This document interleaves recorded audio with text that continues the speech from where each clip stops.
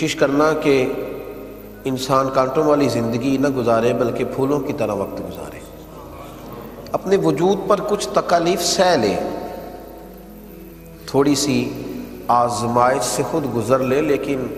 کسی کے دامن میں کبھی کانٹے نہ ڈالے، کبھی کسی شخص کو اپنے لب و لہجے سے تکلیف نہ دے۔ زخم تو کئی دفعہ ان پہ مرہم لگتا ہے تو وہ صحیح ہو جاتے ہیں، لیکن لفظوں سے نکلے ہوئے تیر، جو زبانوں کو سے نکلی ہوئی باتیں جو دلوں کو گھائل کرتی ہیں، ان کے زخم بڑی مشکل سے بھرا کرتے ہیں۔ کبھی ظلم نہ کریں، کبھی زیادتی نہ کریں، بالخصوص وہ لوگ جن کو اللہ نے کوئی عہدہ دیا ہے، کوئی منصب دیا ہے، کسی جگہ پہ اللہ تبارک و تعالیٰ نے انہیں کوئی اقتدار اور کچھ اختیار دیا ہے، وہ ہمیشہ اس بات کا خیال رکھیں، اپنے ماتحتوں پر، کمزوروں پر، اپنے سے چھوٹوں پر، زیر دستوں پر کبھی ظلم نہ کریں۔ قرآن پاک فرقان حمید نے ارشاد فرمایا، سورہ ابراہیم کے اندر فرمایا، وَلَا تَحْسَبَنَّ اللَّهَ غَافِلًا عَمَّا يَعْمَلُ الظَّالِمُونَ، فرمایا اللہ تبارک و تعالی کو ہرگز بے خبر نہ جاننا ظالموں کے کاموں سے۔ اللہ ظالموں کے کام سے بے خبر نہیں، وہ جانتا ہے ظالم کیا کر رہے ہیں۔ اللہ تبارک و تعالی کے علم میں ہے کہ ظالم کس قدر زیادہ لوگوں کو تکلیف دے رہے ہیں، اسے بے خبر نہ جاننا۔ پھر ہو کیا رہا ہے؟ فرمایا انما یؤخرهم لیوم تشخص فیہ الابصار، فرمایا اللہ تو انہیں ڈھیل دے رہا ہے اس دن کے لیے جس دن آنکھیں کھلی کی کھلی رہ جائیں گی، لوگوں کو خبر ہی نہ ہوگی کہ یہ والی سزا بھی ممکن تھی، ایسا بھی ہو سکتا تھا، یہ بھی ممکن تھا، پھر آنکھیں کھلی کی کھلی رہ جائیں گی۔ انہیں پھر پتہ چلے گا کہ جب ہم نے ظلم کیے تھے تو اب اس کی یہ سزا ہے۔ نبی کریم علیہ السلام نے ارشاد فرمایا کہ اللہ فرماتا ہے، اس کو کہتے ہیں حدیث قدسی، جس کو حضور علیہ السلام بیان کریں اور فرمان اللہ تبارک و تعالی۔ اللہ فرماتا ہے، جیسے یہاں کہا نا انما یؤخرهم لیوم تشخص فیہ الابصار، اللہ انہیں ڈھیل دے رہا ہے اس دن کے لیے جس دن آنکھیں کھلی کی کھلی رہ جائیں۔ مسلم شریف میں نبی پاک علیہ السلام ارشاد فرماتے ہیں کہ اللہ تبارک و تعالی فرماتا ہے کہ ظلم حرام ہے۔ جب میں کسی بندے کے ساتھ ذرہ برابر بھی زیادتی نہیں کرتا تو میں اپنے بندوں پر بھی اس کو حرام رکھتا ہوں کہ وہ بھی ایک دوسرے پر ظلم نہ کرے۔ یار کتنا خوبصورت اور صاف ستھرا اور کتنا زبردست یہ فکرہ ہے، کس کا زیادہ اس جملے کے اندر طاقت ہے کہ نبی پاک صلی اللہ علیہ وسلم نے فرمایا کہ قیامت کے دن جو اندھیرے تمہیں گھیریں گے نا، قیامت کے اندھیروں میں سے سب سے بڑا اور گمبھیر اندھیرا تمہارے ظلم کا اندھیرا ہوگا۔ جو اندھیرے تمہیں قیامت میں گھیر لیں گے، ظلم قیامت کی تاریکیوں میں سے تاریکی ہے، یہ تمہارے راستے کی رکاوٹ بنے گی۔ یہ وہاں جنت کی طرف جب تم جا رہے ہوگے تو اندھیرا کر دے گی تمہارے آگے۔ ظلم قیامت کے اندھیروں میں سے ایک اندھیرا ہے۔ نبی پاک صلی اللہ علیہ وسلم نے صحابہ سے سوال پوچھ لیا، فرمایا بتاؤ مفلس کون ہوتا ہے، غریب کون ہوتا ہے؟ بتاؤ تم میں مفلس کس کو سمجھتے ہو، غریب کون ہوتا ہے؟ صحابہ نے عرض کی یا رسول اللہ صلی اللہ علیہ وسلم، ظاہر سی بات ہے جس کے پاس پیسے نہ ہو، مکان کرائے کا ہو، بیچارہ تنگ دست ہو، مجبوری میں وقت گزار رہا ہو، ہم اسے مفلس اور غریب کہتے ہیں۔ تو حضور صلی اللہ علیہ وسلم نے فرمایا نہیں، یہ بھی بخاری مسلم کی حدیث ہے، فرمایا نہیں بھائی، میری امت میں تو مفلس اور غریب وہ ہے جو قیامت کے دن احد پہاڑ کے برابر نیکیاں لے کے آئے گا۔ اب یہ ایک نئی بات ہے کہ احد پہاڑ کے برابر نیکیاں اور پھر بھی مفلس ہے، پھر بھی غریب ہے۔ تو حضور صلی اللہ علیہ وسلم نے فرمایا نیکیاں احد پہاڑ کے برابر ہوں گی، نفل، عبادتیں، ریاضتیں، تلاوتیں، حج، عمرے، بڑا کچھ، لیکن جب اس کی نیکیوں کا ڈھیر لگے گا نا تو وہ لوگ بھی آئیں گے جن کو گالیاں دیا کرتا تھا، وہ لوگ بھی آئیں گے جن کو ستایا کرتا تھا، اس کے وہ ملازم بھی آئیں گے جن کو جھڑک دیتا تھا، اس کے وہ غریب رشتہ دار بھی آئیں گے جن کو رسوا کرتا تھا، اور اس کے محلے کے وہ کمزور لوگ بھی آئیں گے جو صرف اپنی کمزوری کے سبب بول نہیں پاتے تھے، دل ٹوٹتے تھے، بستر میں رضائی میں منہ دے کے روتے تھے، لیکن بیچارے بول نہیں پاتے تھے، وہ سارے آئیں گے اور اللہ کے حضور عرض کریں گے مالک اس پرہیزگار سے، اس تقوی والے سے، اس نمازی سے، حاجی سے پوچھ ہمارے ساتھ کتنے ظلم کیے۔ نبی پاک علیہ السلام نے فرمایا پھر اس کی نیکیاں بٹنی شروع ہوں گی، جس کو مارا کچھ نیکیاں وہ لے جائے گا، جس کا مال دبایا کچھ نیکیاں وہ لے جائے گا، جس کو کمزور ہونے کی وجہ سے ستایا کچھ نیکیاں وہ لے جائے گا۔ جب نیکیاں بٹ جائیں گی، ابھی بھی کچھ لوگ ہوں گے جن پر ظلم کیا تھا، ابھی بھی لوگ ہیں، نیکیاں ختم ہو گئیں، پھر ان لوگوں کے گناہ اس پر ڈالے جائیں گے۔ اللہ کے محبوب فرماتے ہیں کہ اس ظلم نے اسے کنگال کر دیا،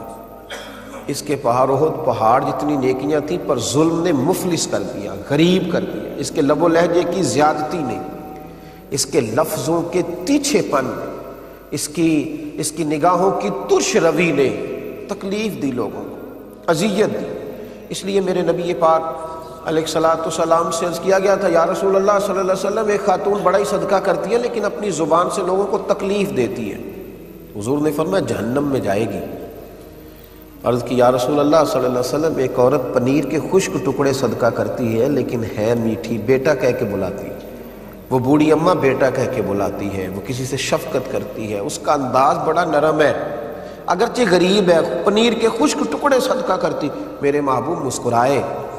اور مسکرا کے فرمائے رب کریم اپنے فضل سے اسے جنت عطا کرے گا، وہ جنت میں جائے گی، وہ خاتون اللہ اسے جنت دے گا، اس لیے کہ وہ اللہ کے بندوں کو تکلیف نہیں دیتی، وہ اذیت نہیں پہنچاتی۔ کبھی بھی ایسے رویے نہ اختیار کریں، کبھی بھی اس طرح کا لب و لہجہ نہ بنائیں، کبھی بھی اس طرح کا مزاج نہ بنائیں کہ جس سے لوگوں کو تکلیف پہنچے۔ ہمارا تھوڑا سا ظلم، تھوڑا سا جبر، تھوڑی سی زیادتی یہ بہت بڑی تکلیف کا سبب بنتی ہے۔ اور پھر نبی پاک صلی اللہ علیہ وسلم نے فرمایا اپنے بھائی کی مدد کرو، چاہے وہ ظالم ہو یا مظلوم ہو۔ ایک پہلو یہ بھی ہے اس عنوان پر، اپنے بھائی کی مدد کرو چاہے وہ ظالم ہو یا مظلوم ہو۔ تو صحابہ نے عرض کی یا رسول اللہ صلی اللہ علیہ وسلم، مظلوم کی مدد تو سمجھ میں آتی ہے کہ ظالم کی مدد کیسے کریں؟ مظلوم کی مدد کرنا تو سمجھ میں آیا، ظالم کی مدد کیسے کریں؟ نبی پاک علیہ السلام نے فرمایا اسے ظلم کرنے سے روک دو، یہ تمہاری طرف سے اس کی مدد ہو جائے گی، اسے روک دو ورنہ بڑا الجھ جائے گا، قیامت کے دن بڑی تکلیف میں آ جائے گا۔ اسے روک دو، اس کا ہاتھ تھام لو، اگر تم اسے بھائی جانتے ہو تو جاؤ جا کر کے منع کرو کہ اپنی بہو پر ظلم نہ کرے، جاؤ جا کے منع کرو کہ اپنی بیوی کو نہ ستایا کرے، جاؤ اسے جا کر کے بتلاؤ کہ اپنے سسرال والوں کو تکلیف نہ دے، جاؤ اسے جا کے کہو کہ اس کی وجہ سے اس کے کئی ملازم درد میں ہیں، تکلیف میں ہیں، ہاتھ پکڑ لو، منع کرو، اس کی مدد ہو جائے گی، وہ بچ جائے گا قیامت کی تاریکیوں سے۔ میرے رسول پاک علیہ الصلوۃ والسلام نے فرمایا جب زمین پہ ظلم ہوتا ہے تو پھر زمین پہ قحط ہوتا ہے، پھر زمینیں فصلیں اگانا چھوڑ دیتی، پھر زمین خوشگواری اور خوشحالی پیدا کرنا چھوڑ دیتی ہے۔ جب زمین پہ ظلم ہوتا ہے تو پھر زمین پر قحط ہوتا ہے، یہ یاد رکھو، قحط کا سما ہوتا ہے زمین پر۔ میرے رسول پاک علیہ الصلوۃ والسلام نے فرمایا جس بندے نے ایک بالشت برابر زمین پر ظلم کیا، اللہ قیامت کے دن 7 زمینوں کا طوق بنا کے اس کے گلے میں ڈال دے گا۔ دیکھیں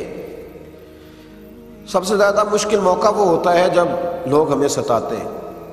جب لوگ ہمیں تکلیف دیتے ہیں، چھوٹی سی بات کسی شخص نے کر دی، قوت برداشت ہوتی نہیں، پھر ہم اس کے خلاف منصوبہ بندی کرتے ہیں، اور کئی دفعہ ایسا ہوتا ہے کہ اس کی چھوٹی تکلیف کے بعد ہم بڑا سارا ظلم کرتے ہیں اس کے ساتھ۔ جب ہم بدلہ لینے پہ آتے ہیں تو پھر ہمارے اندر اس قدر زیادہ خوفناک عزائم جنم لیتے ہیں کہ سامنے والا بکھر جاتا ہے، ٹوٹ جاتا ہے۔ لیکن اگر ہم تھوڑی دیر حوصلہ کریں، تھوڑی دیر ہم بھائی وہ جو زیادتی اس نے کی تھی اور تو نے 11 گنا بڑھ کے کر لی، تو اب تو بہت بڑا ظالم ہو گیا، اس کا ظلم تو تیرے ظلم میں دب گیا، تو نے بڑی تکلیف دی۔ اب وہاں اگر تو صبر کر جاتا، اگر تو احتیاط کر لیتا، تھوڑی دیر احساس کرتا، تو پھر تجھے خیال ہوتا کہ اس نے ظلم کیا ہے تو پھر قیامت کے دن اللہ مجھے بدلہ بھی عطا کر دے گا۔ لیکن جب تو نے خود سارا کچھ کر لیا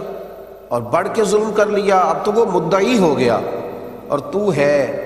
اس کا ملزم بھی اور مجرم بھی۔ اس لیے میرے بھائی تھوڑا احتیاط اگر کر لیا جائے، اور پھر یہ بھی یاد رکھیں، ممکن ہے کہ آج جس کے ساتھ زیادتی ہو رہی ہے وہ کمزور ہو، لیکن قیامت کے دن وہ طاقتور ہو جائے گا۔ ممکن ہے آج وہ غریب ہو، لیکن قیامت کے دن رب کریم اسے مالا مال کر دے گا، اللہ اسے قیامت کے دن طاقتور کر دے، پھر تم نے بدلہ دینا ہے۔ میرے نبی کریم صلی اللہ تعالی علیہ وآلہ وسلم نے ارشاد فرمایا کہ اگر میرے مومن نے کسی ذمی کافر پر بھی ظلم کیا، جو مسلمانوں کی حکومت میں مسلمانوں کو ٹیکس دے کر جزیہ دے کے رہتا تھا کافر، حکومت چونکہ مسلمانوں کی تھی اور مسلمانوں نے اس ذمی کافر پر ظلم کیا، نبی پاک صلی اللہ علیہ وسلم فرماتے ہیں میں قیامت کے دن اس ذمی کے ساتھ کھڑا ہو کے اللہ کی بارگاہ میں اپنے امتی پر مقدمہ کروں گا، میں مقدمہ کروں گا اس مسلمان پر، اس ذمی کے ساتھ کھڑا ہو کے، کیوں اس نے زیادتی کی، ظلم کی تو تمہیں کافر ذمی کے ساتھ بھی اجازت نہیں، بجائے اس کے کہ اپنوں کے ساتھ ظلم کرو۔ شاہ کسریٰ نے اپنے بیٹے کو عالم بنانے کے لیے ایک استاد کا بندوبست کیا، ایک درویش بزرگ تھے تو شاہ کسریٰ کے بیٹے کو وہ پڑھایا کرتے تھے۔ اس دور کے جو اخلاقیات تھے، جس طرح کی بھی تعلیم تھی، وہ پڑھاتے رہے، استاد صاحب پڑھاتے رہے، زمانہ استاد اللہ تبارک و تعالیٰ سے ڈرنے والے تھے، پڑھاتے رہے، زمانہ بیت گیا، جب وہ طالب علم فارغ ہونے کے قریب ہو گیا، علم اس کا مکمل ہو گیا، تو ساری چیزیں کتابوں سے نہیں آتی، کچھ استادوں کا سینے کا فیض بھی ہوتا ہے۔